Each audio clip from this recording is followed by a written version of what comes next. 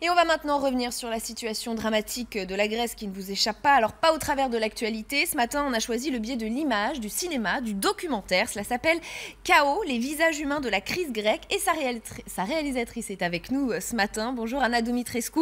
Vous êtes aussi grand reporter, photographe. Chaos sort mercredi. C'est un road movie au cours duquel on découvre l'ampleur de cette crise, mais grâce à des portraits d'hommes et de femmes grecs.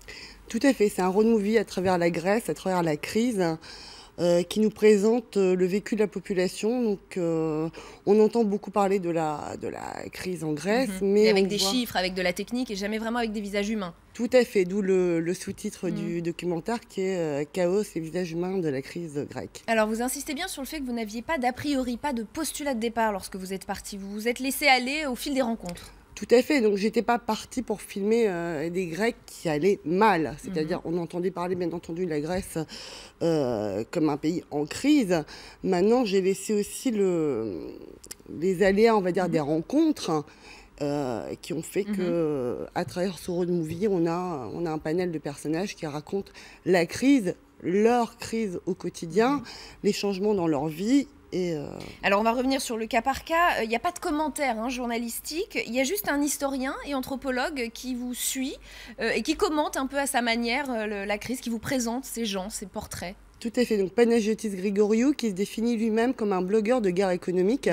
Donc il y a cette nuance extrêmement importante de la guerre économique, c'est-à-dire qu'en Grèce, aujourd'hui, on parle d'état de siège, on parle de guerre. Il y a des gens qui font des stocks de nourriture, des stocks d'essence. On ne s'en rend pas forcément compte, c'est-à-dire qu'on parle beaucoup chiffres, mais au quotidien, il y a réellement une peur. D'ailleurs, vous commencez ce documentaire par la pire des conséquences de cette crise, c'est le suicide. Une femme, vous commencez avec l'image de cette femme qui a envie de se suicider et ça se passe devant les caméras, devant des centaines de caméras.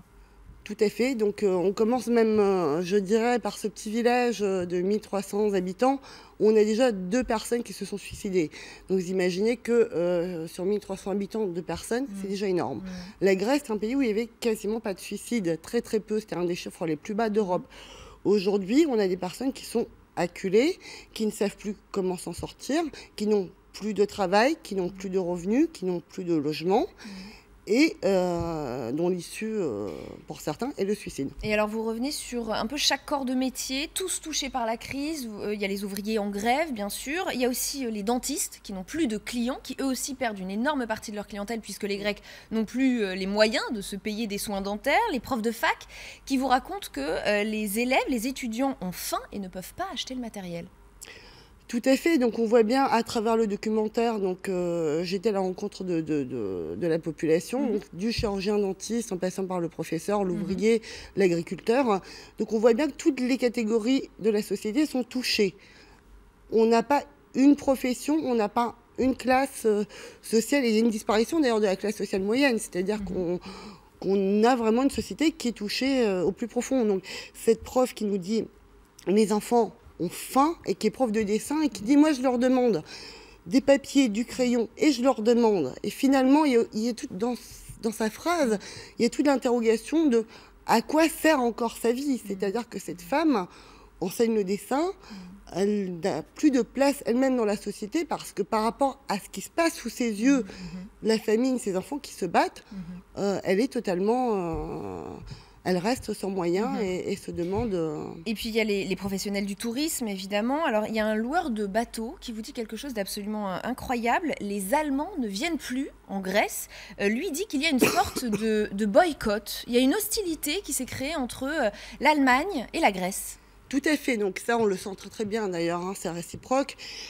C'est-à-dire qu'on arrive en Grèce, les Allemands étaient un des premiers, étaient un des premiers groupes de touristes voilà, qui venaient en Grèce. Aujourd'hui, ils ne viennent pas, ils ont peur, parce qu'on voit effectivement des images place Sindarma où on a des émeutes, on a des choses assez violentes, mais c'est localisé, c'est-à-dire c'est localisé à Athènes, c'est localisé place Sindarma.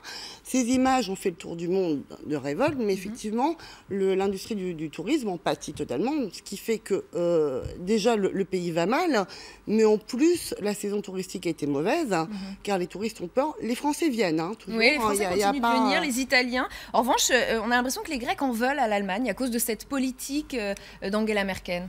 Alors, comme toute crise et comme toute problématique, les vieilles rancœurs sortent des placards. Donc, on est une situation qui est extrêmement conflictuelle là-bas, tant au niveau de la population. C'est-à-dire qu'on vit le poids de la Troïka comme le poids d'une espèce de dictature qui empêche les Grecs de vivre leur démocratie. Et il y a une incompréhension totale de la part des Grecs et certainement de la part des Allemands. Et alors vous passez assez rapidement sur une montée qui fait pourtant beaucoup parler, la montée de Aube dorée. Ce sont des néo-nazis grecs. Pourquoi êtes-vous passé si vite? Car tout simplement dans le documentaire, on parle très très peu politique. Donc je ne voulais pas faire un documentaire sur la politique, mais un documentaire sur la population. Donc en plus, l'Aube dorée passe involontairement dans le documentaire lors d'une analyse de Panagitis Grégoriou, qui explique les conséquences et la rupture du contrat social. Eh bien, ça s'appelle Chaos, les visages humains de la crise grecque, et ça sort mercredi. Merci à vous. Pour le mot de la fin, donc Angela Merkel vient voir les Grecs mardi, donc j'invite aussi les Français à aller en salle à la rencontre de la population grecque. C'est noté. Merci beaucoup, Anna Dumitrescu. Merci à vous.